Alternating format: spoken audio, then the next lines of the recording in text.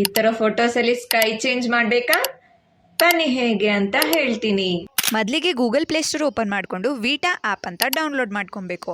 So Vita app ನಿಮಗೆ download ಆದಮೇಲೆ new project ಅಂತ ಸೆಲೆಕ್ಟ್ ಮಾಡಿಕೊಂಡು ಅಲ್ಲಿ ನಿಮ್ಗೆ ಯಾವ ಫೋಟೋ ಬೇಕೋ ಅದನ್ನು ಸೆಲೆಕ್ಟ್ ಮಾಡಿಕೊಂಡು ಅದನ್ನು ಕಾಪಿ ಮಾಡ್ತಾ ಹೋಗ್ತಾ ಇರಬೇಕು.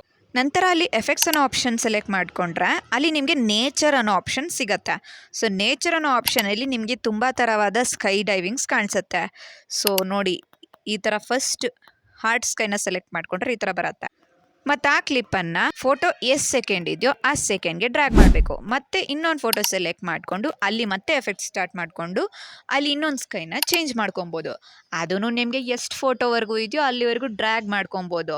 ಸೊ ಥರ್ಡ್ ಇಂಟರ್ಫೇಸ್ಗೂ ಅದೇ ಥರ ಮಾಡ್ತಾ ಹೋದರೆ ಎಲ್ಲ ಫೋಟೋಸಲ್ಲೂ ಸ್ಕೈ ಚೇಂಜ್ ಆಗ್ತಾ ಹೋಗ್ತಾ ಇರುತ್ತೆ. ಆಯ್ತಲ್ವಾ ಯೂಸ್ಫುಲ್? ಇದೇ ಥರ ಹೆಚ್ಚಿನ ವಿಡಿಯೋಸ್ಗಾಗಿ ಲೈಕ್ ಹಾಗೂ ಸಬ್ಸ್ಕ್ರೈಬ್ ಮಾಡ್ಕೊಳ್ಳಿ ಅಲ್ವಾ? ಇಲ್ಲ ಅಂದರೆ ಕಳೆದೋಗತ್ತೆ.